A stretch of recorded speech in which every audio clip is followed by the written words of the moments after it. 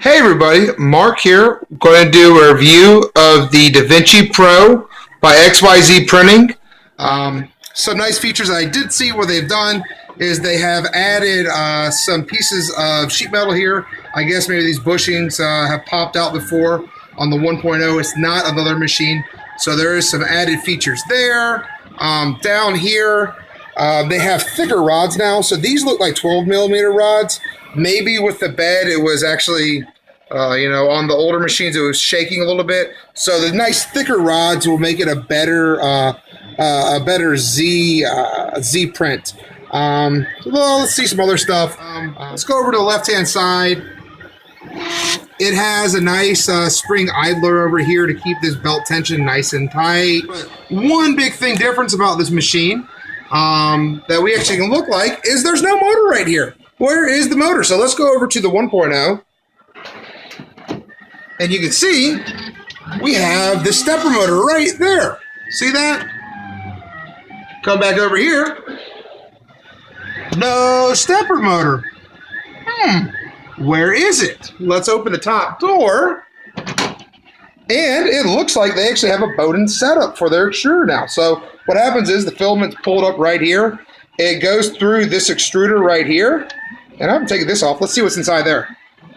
Oh, look how nice that is. They have a nice little access panel. So if you have any problems, you can get right in there and fix it. So I really, really like that. Good job. Some other things about the machine that I like.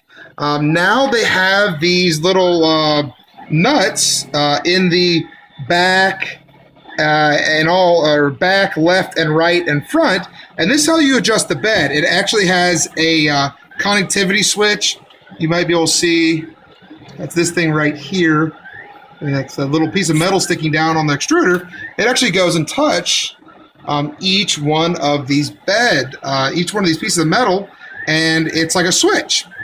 So when it can touch those off, it knows where the bed sits in relationship, and it'll tell you how to adjust now. If you guys have a 1.0 and you are so frustrated with trying to adjust the bed to make it level, this is so easy. It is easier than the MakerBot. It is easier than a rip wrap. It says it will actually in the LCD display, once you do the calibration, it says which way to turn this. Like this is one turn. And it'll tell you how many turns you need to do. And it'll actually run the calibration 3 times, and the bed is perfectly flat. Here's another thing I really like is maybe some feedback, but sometimes these belts get loose, and they put a nice spring idler right here. Thank you for doing that. I have seen on my other machine that this belt has got loose, and I had to drop the motor down to make it a little bit tauner.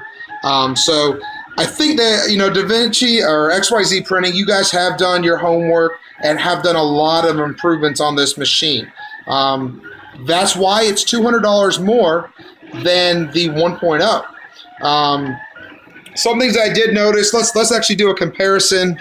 Let's do a comparison of 2 printed parts, and I'll show you guys the difference. This one right here was printed on the Pro last night. It looks really nice. Maybe if you can see that, let's see.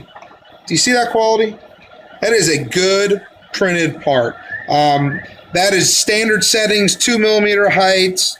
Very good printed part. On the 1.0, I printed the same part, and it looks as good. It does have a little bit of bubbling. Maybe I can find it, and that's a pretty common issue. You see that bubbling down at the bottom edge right here?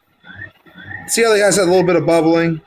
That's pretty common. I think with the extruder for the 1.0, but the new Pro, it is just a gorgeous print. I mean, better than a MakerBot Replicator Gen 5. I would say it's equal or better than an Ultimaker. And for the price tag of $600, I mean, guys, you can't go wrong with this machine. I mean, it really is a nice workhorse. So right now I'm printing a little bit of a detail part. You might be able to see.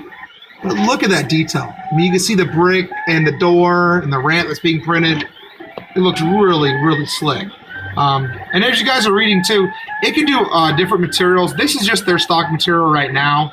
But if it's running ABS, I don't see any warping problems with PLA Polycarbonate should be a breeze, as well as any of the Woodo stuff or anything else that you want to print on these machines.